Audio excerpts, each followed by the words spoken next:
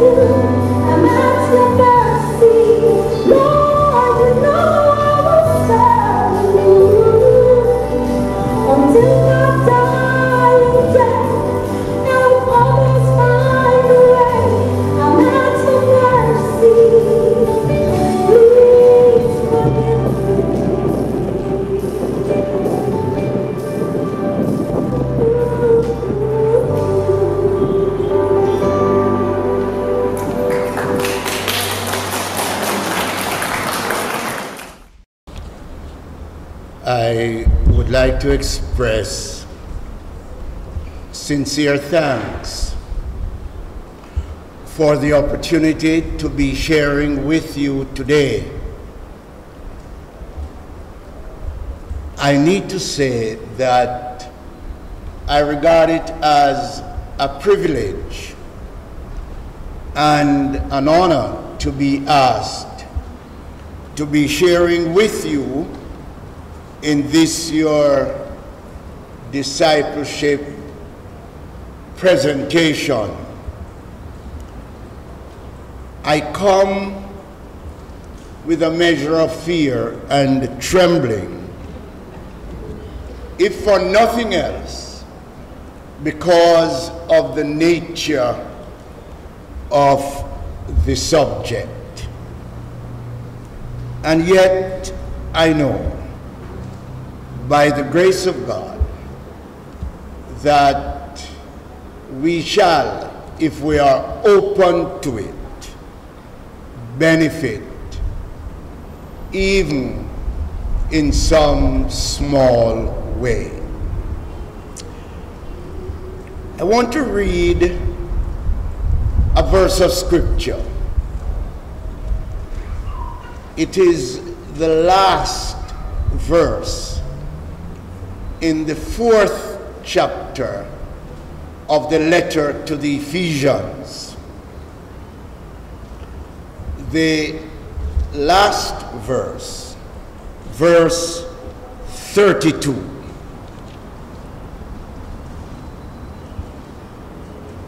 I'm reading from the New International Version. It reads like this: be kind and compassionate to one another, forgiving each other, just as Christ forgave you. Be kind and compassionate to one another, forgiving one another, just as Christ forgave you.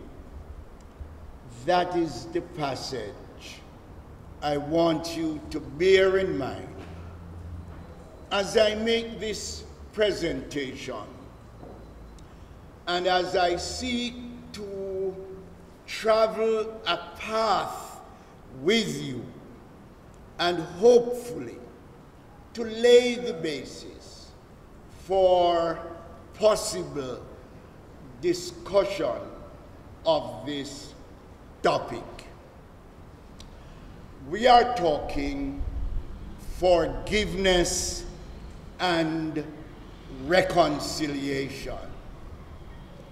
Let me begin by saying to you, saints, that there would be those persons who would say that in a context and setting like this, Christians gathering in the church and gathering in worship to talk about forgiveness and reconciliation is really simply to dot the I's and cross the T's.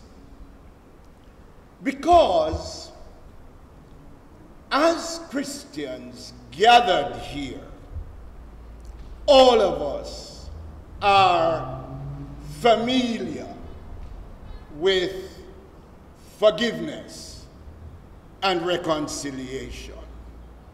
So it would be just to clear up any little misunderstanding and smooth out any little wrinkles, but it would not be to offer any big and profound thing.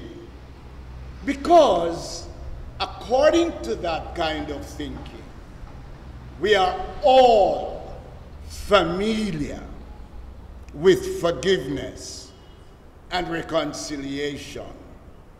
How? We are, as Christians, according to that kind of thinking, familiar with the subject personally. 2, we are familiar with the subject experientially, by experience. And 3, we are familiar with the subject practically, for we are practitioners of this. The kind of argument then is, you're almost wasting time coming to a group of persons who are Christians to talk about forgiveness and reconciliation. For everybody ought to be familiar with it personally, experientially, and practically. For as a church, a worshiping community, we are a community of the forgiven and the forgiving. If we are not that, then we are not a church as we ought to be. And so, as we engage in worship, one of the things we are doing, we are celebrating being forgiven and being forgiving. So some people would say this exercise is a kind of waste of time.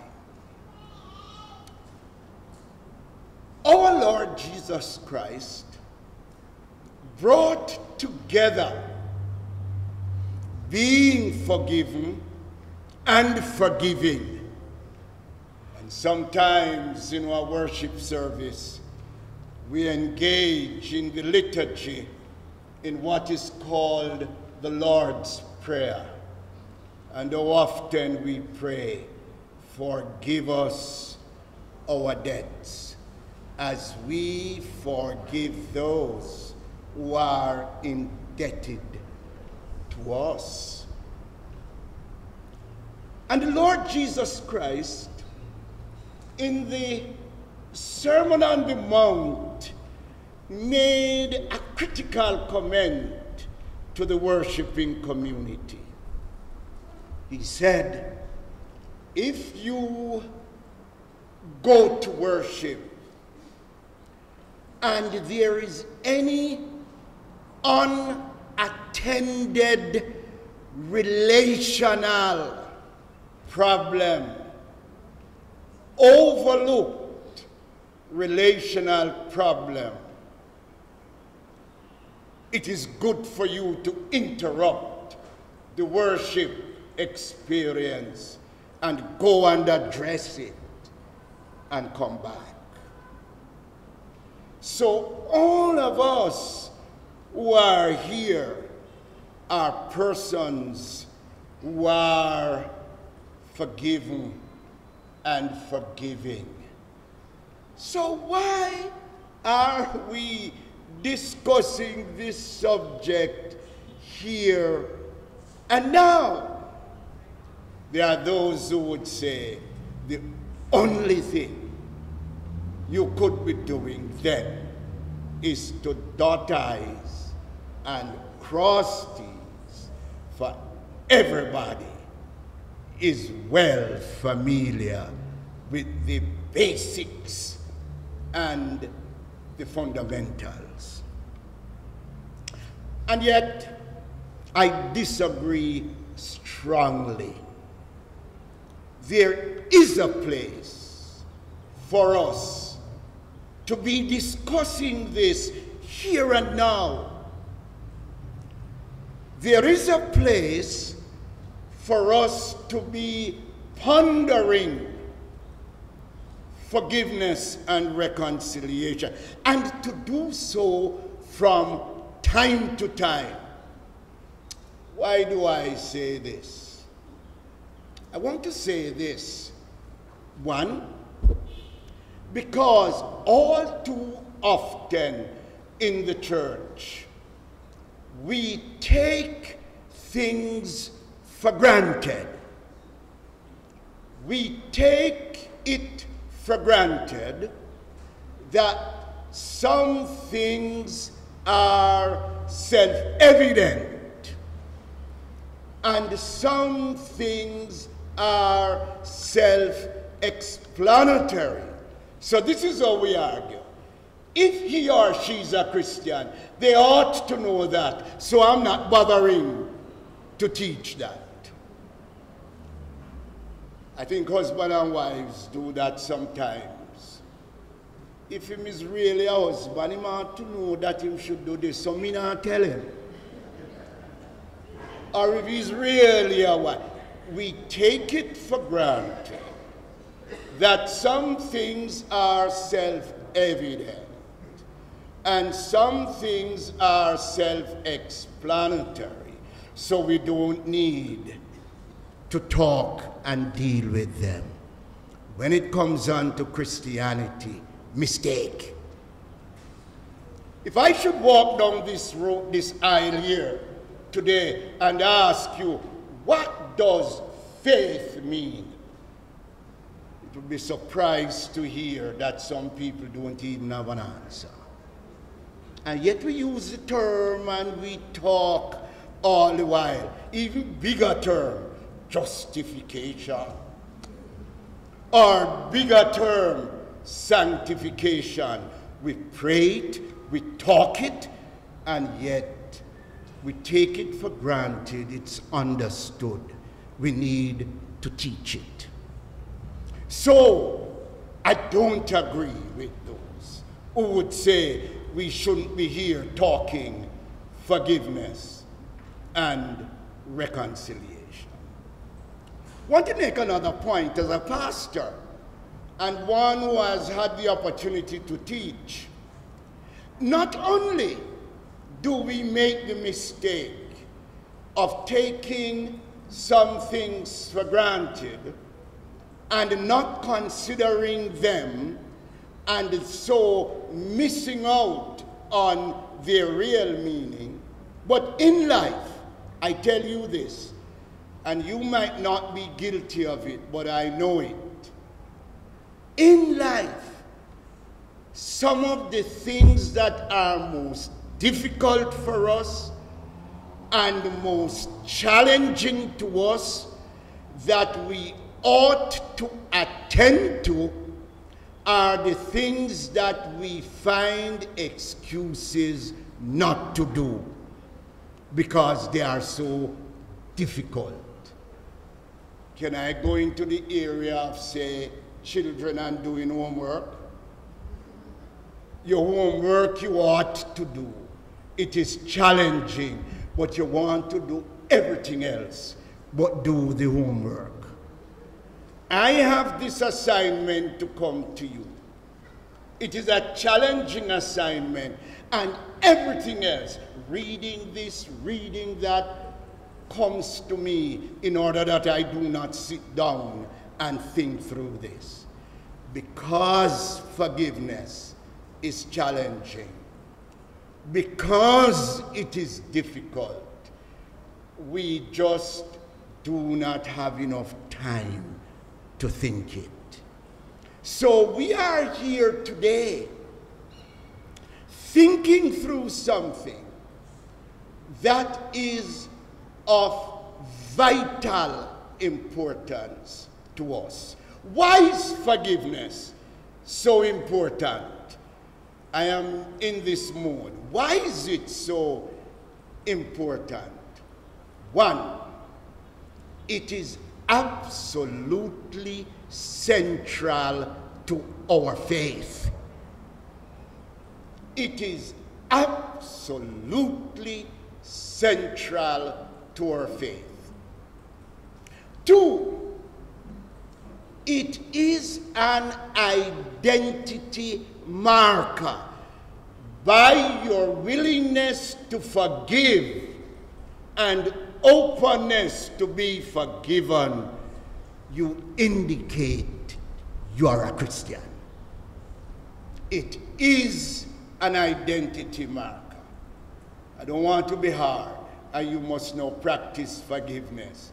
If there is anybody sitting here today as a Christian who is not willing to be forgiven and willing to forgive, think again. 3, forgiveness and reconciliation together affect everybody. Everybody. And that's why it is important. And 4, forgiveness and reconciliation belong to our daily life.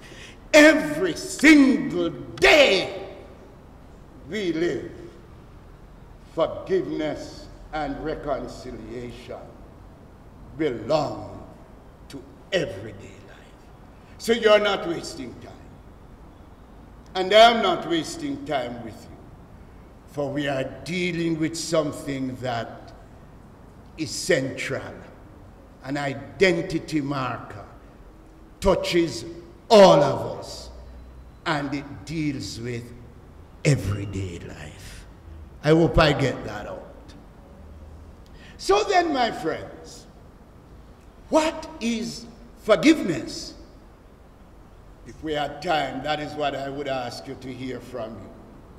What is this thing that we call forgiveness going on to reconciliation?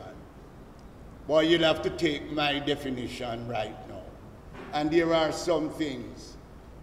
No care how you define them. You either say too much or too little. But at the same time, I want to leave with you a thought about forgiveness and a thought about reconciliation.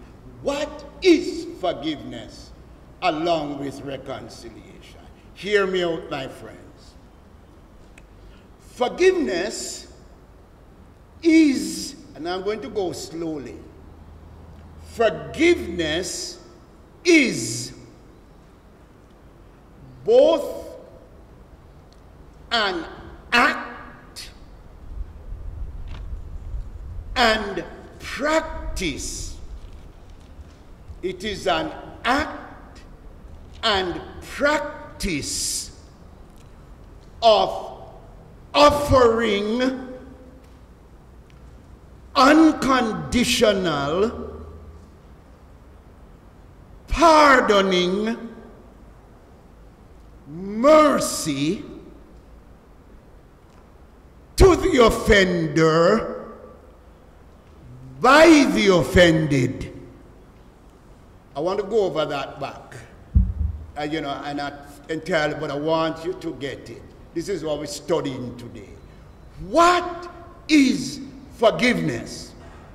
Forgiveness is the act and practice of granting unconditional, pardoning mercy to the offender by the offended, allowing for the healing of fractured relationship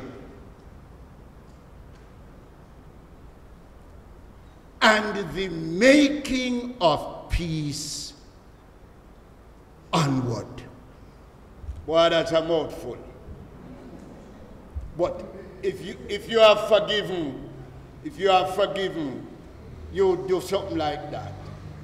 The act and practice of granting unconditional, pardoning grace to the offender by the offended, allowing for the healing, the mending of fractured relationship toward the making of peace onward.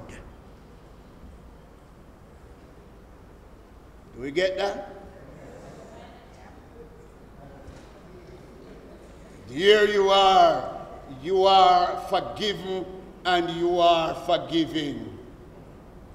The act and practice of granting, listen to the words, granting unconditional, pardoning mercy to the offender by the offended, allowing for the mending of fractured, ruptured, broken relationship toward the making of peace.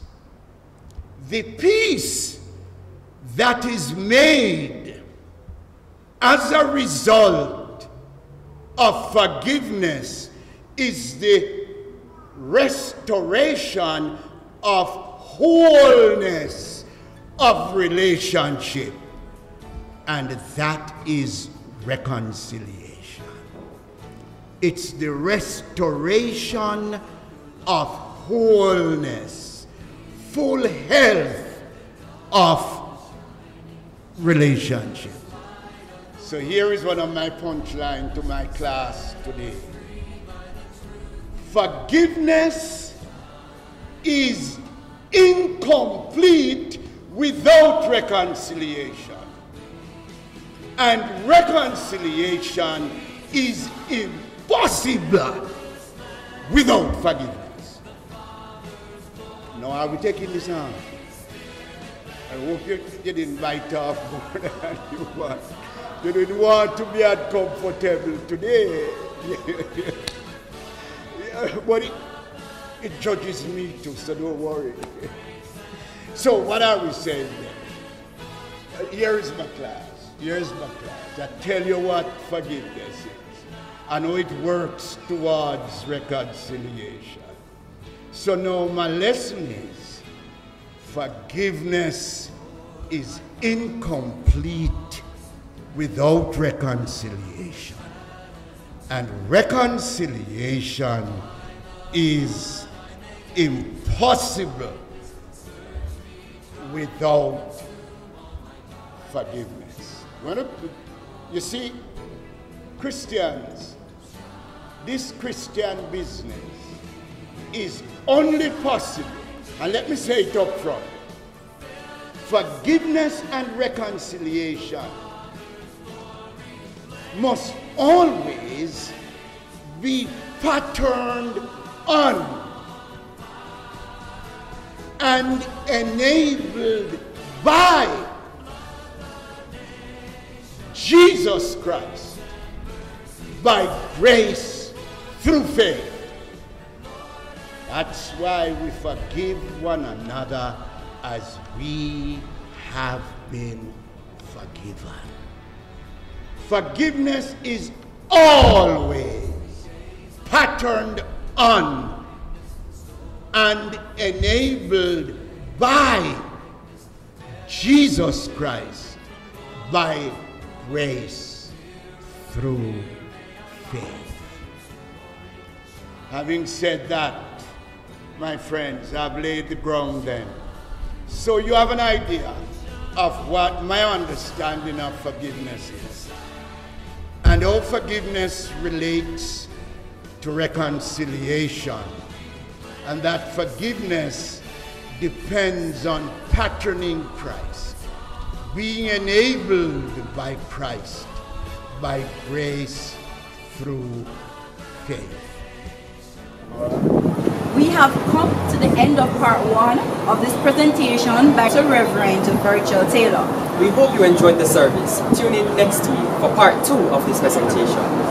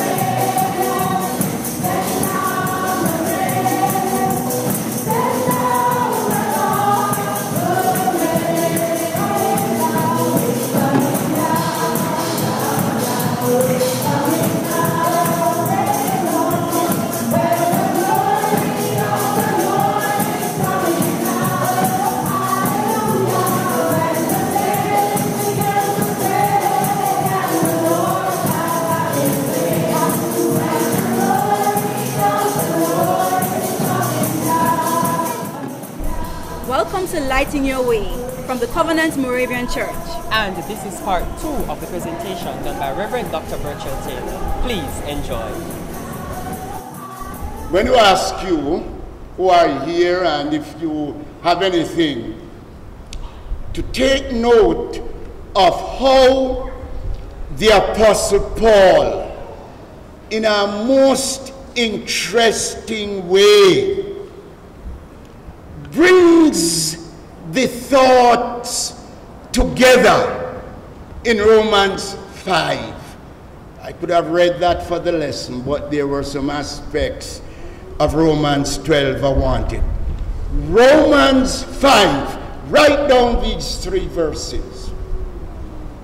Romans 5:6. Romans 5:8. Romans 5 verse 10. And one of the things you are going to notice in these 3 verses, let me paraphrase. At the right time, while, listen to this word, while we were yet powerless, Christ died for us. While. Verse 8 says something like this. God demonstrated his love towards us in that while we were still sinners, Christ died for us. And verse 10 says, if we are reconciled, if we are, while we were still sinners. I want you to watch how God acts. God does it while we were still. Are we getting that? You have read that all the while. So now, it is saying this. Forgiveness is unconditional. What does that mean? 1, forgiveness is granted separate and apart from it being asked for. Hold on. While we were still, forgiveness is granted separate and apart from and without being asked for. That's number 1 from those texts. Secondly, forgiveness can never ever be deserved. It cannot be demanded. And thirdly, if you watch the while in these statements, forgiveness, forgiving the other, is not guaranteed that it will be accepted. You forgive, but there is no guarantee that the offender will accept it. So then, you and I have to work with what I call the centrality of forgiveness and reconciliation. The necessity of forgiveness and reconciliation, and the priority. It is central, it is necessary, and it is a priority, no care what the offender do. Is there anybody who has hurt you and you're waiting for them to apologize before you forgive them? Are you? While we were yet, if it's on the pattern, are you waiting for the apology? Forgiveness does not depend upon apology. Having said all of that, for my friends, I just want to run through them. I want to give you, and I'm not going to stay long, because I want to give you 5 things about forgiveness. 5 things about forgiveness. 1, and I'll go slowly. Forgiveness assumes, pronounces, and affirms guilt. Forgiveness declares guilt on the part of the offender. Are we hearing this? Forgiveness assumes, pronounces, affirms guilt. Forgiveness names and condemns the wrongness and the harmfulness and the wickedness of what is done by the offender. Are we hearing that? You can't talk forgiveness if there's no guilt.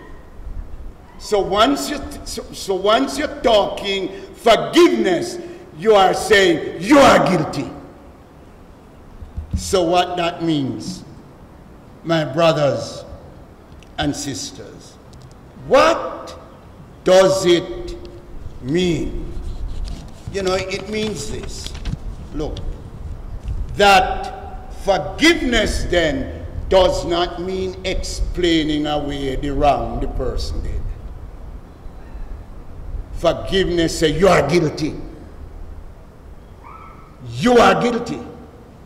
So it does not explain away the wrong that is done.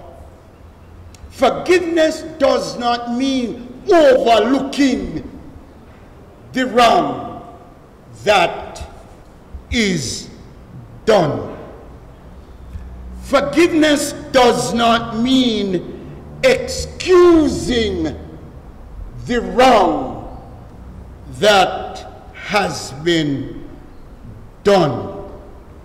Forgiveness does not mean patronizing the wrongdoer, putting him to know better, so make him go on. That's not forgiveness. Forgiveness says you are guilty. You are guilty. And you have done wrong. You have wounded me. You have wounded me to the core. But by the grace of God, I am pardoning you. But it is not to tell you. So forgiveness tells the truth about the wrong done and the impact it has made on the wronged. So it is not an easy no. It is a call to face guilt. My brothers and sisters, I think we need to bear in mind, and I tell you what, I just want to say, forgiveness pronounces guilt. Real guilt. And it tells the truth about the hurt done by the guilty action. So, forgiveness don't mean pretending you're not hurt. Forgiveness does not mean behave as if really it has not wounded your spirit. Forgiveness means facing it, letting the person know that you have hurt me. You are guilty of wrong that has injured me. And my action is this action. But it is not overlooking wrong done or denying the hurt that has been done. So So my number one then, forgiveness assumes guilt. It pronounces guilt. It affirms guilt. It declares the wrongness and the harmfulness done. It confronts it as it confronts the wrongdoer. My friends, I want you to bear that in mind. All right. So it doesn't mean treating lightly what has been done. It means facing it and dealing with it. We are going, don't. All right. My second thing is this. Forgiveness is the only way of freedom. The only way of freedom from and victory over the hurt done. Forgiveness is the only way of freedom from and victory over the woundedness of spirit, the hurt that is done, and also from the burden of guilt for the offender. If you have been offended, may I say, forgiveness is the only way that you are going to overcome the hurt that is done. Think about it. I have some kind of thing. You know, if I hurt you and you keep in malice, you know, you hurt me. You hurt me and you don't, and I don't forgive you, you rule my life forever. Anytime you don't forgive, the offender rules your life. Imagine me going down here, and the offender is coming, and when me turn here and see them, the first thing I want to do is I've changed my agenda because the offender is ruling my life. Forgiveness frees you up from that. Forgiveness gives you victory over what the offender does. And if the offender knows what, the offender gets freedom from having been forgiven. So let me tell you three things then that forgiveness really put in proper perspective. One, forgiveness tells us that revenge is no answer to wrong done. That's why we read Romans 12. Look, man, when somebody do you something and you do them back the same thing, you still don't solve what is done. Revenge sets up a cycle of hatred and hurt. And you know what? If someone hurts you and you are going to take revenge, you're going to hurt them harder. So you make yourself an offender now, for you hurt them more than they hurt you. But if you're understanding that, revenge traps you in a cycle of hatred. So therefore, forgiveness frees you up. Forgiveness is what makes you overcome. Revenge is not the answer. Forgiveness is the answer. Secondly, forgiveness does not rule out justice, compensation. But even if compensation is made, forgiveness still has to take. Nobody can pay for the hurt they have done. Can't pay for it. So even if you take the person to court, which sometimes has to happen, you still have to forgive. For no fine them pay. Because, and you let them off if them think them can pay for your forgiveness. They must be forgiven. So look, forgiveness doesn't mean you can't apply sanctions. Because sometimes even when you forgive, sanctions have to be placed. But when sanctions is placed, it can't deal with the hurt. You have to unburden yourself. You have to forgive. You know this new word, closure? Have you heard it? You have to watch that. Somebody kill your son, and then they catch the person. And when they catch the person, they hang the person, and you say, I have closure. You feel satisfied that him dead and gone, but you still have to forgive. Because the woundedness is there in the heart. Forgiveness cannot be paid for. And I just want to say, forgiveness gives freedom. Forgiveness gives victory to the offended, and also to the offender if the offender will accept it. But revenge can't substitute for forgiveness. Justice can't substitute for forgiveness. And guess what? Forgetting cannot substitute for forgiveness. Forgetting in our way. You ever hear people say, me forgive but me not forget? No, if you understand what you said, that is right. But I don't think that's what they mean. But I'm still have to remember what you're doing.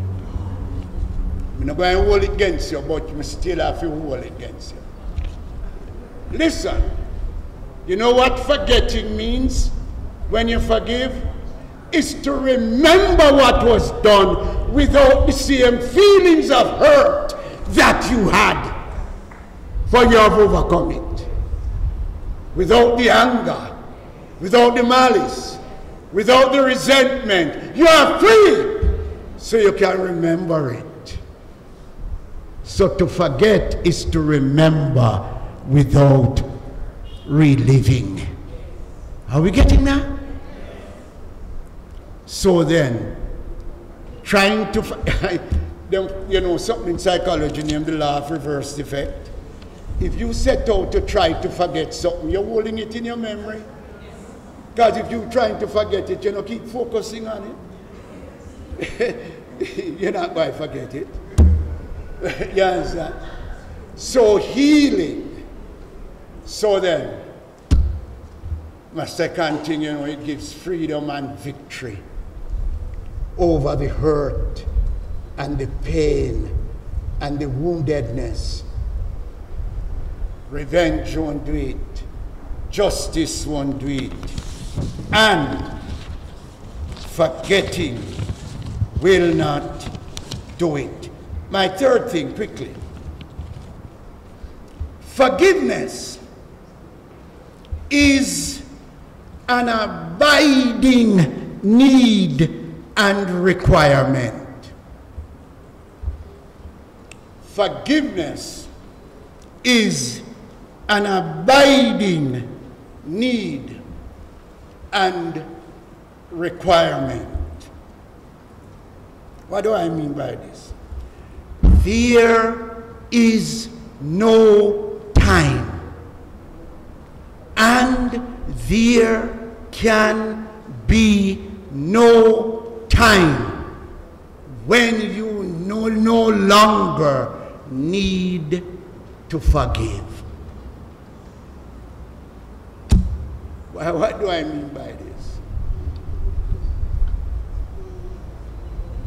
No time when it is all right not to forgive. You think so? That there is a time when it is all right not to forgive? It is an abiding need and requirement. So what does this mean? You can't forgive too much. This is kind of wicked, you know, but I've just said it to you. You can't forgive too much. You can't forgive too often. There is no time. There is no time when forgiveness is not a need and a requirement. I want to talk to you as Christians and to tell you something that I discover as a Christian and as a preacher. You hear me talking about forgiveness? I think I need to ask you to watch something. As you hear me, and you hear how difficult it is to forgive, guess what? You put yourself in the place of the person who needs to forgive. And say, why you mean me have to forgive Benji? You mean me have to forgive Mary? Because it look hard when you have to do it. But remember, somebody has to do it to you, for you are not perfect. As hard it is for you, it is as hard for the other. For we are not only givers of forgiveness, we are receivers. You understand? In church, it's very interesting. Like you're talking about persecution and how people persecute Christians and persecute, and you hear the people in the church and say yes, and they remember who persecuting them at work. And I always say Christians can persecute too. So when it says you mustn't persecute, it means it's not only people persecuting you, but you can persecute too. So forgiveness is an abiding need and requirement. Never a time when it is not all right. Can't forgive too much. Can't forgive too often. We are all receivers as well as givers. I want to tell you a little story. I want to tell you a little story. A little story from the scriptures. You remember once Peter, one of those guys asked Jesus how often he should forgive? Who remembers that? And I think he was getting fed up of forgiving. And him asked, how often? And him thinking give Jesus a reasonable no. 7 times, kinda, you know. And Jesus said no. 70 times, which means limitless. Limitless. Guess what? A thought came to me. You know, if there was any limit to forgiveness, Peter would have exhausted it. I hope you're getting me. He was thinking about a reasonable limit as a giver. He was not thinking about a reasonable limit as a receiver. I hope you're getting me. So then, you can't forgive too much. You can't forgive too often. It is an abiding need and an abiding requirement. Let me just make this point then. And this is where forgiveness is an act of self-giving love. Forgiveness is an act of self-giving love. In the interest of the greater good. I want you to get that and put it. It's an act of self-giving love in the interest of the greater good. It is done for the good of all concerned. My friends, may I say this? Forgiveness is always costly, and it costs the one who is to forgive more than the one who is to be forgiven. It is the forgiver who pays the price, for you have to forgive in spite of. And that would make it so hard. Forgiveness is costly. You know, it cost Jesus the cross to forgive you and me. Forgiveness is always costly, and it always costs the one who is to do the forgiving than the one to be forgiven. But it is done for the greater good. All right? All right. I end with this. Forgiveness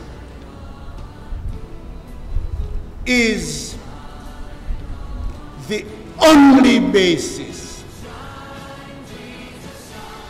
Forgiveness is the only basis and open door for a life of peace. The only basis and an open door for a life of peace. Peace with God, peace with others, and peace with ourselves. Anybody who refuses to forgive lives with misery in the heart. No care how them they put out an outsider. And if you live not forgiving, then you are not obedient to the Lord. You don't see that. And if you live not forgiving, there is no peace, mutual respect, mutual sharing, fruitful togetherness. Forgiveness is the only basis and open door to a life of peace. Some people, the time when the lack of forgiveness come to them is when them lie down and can't sleep.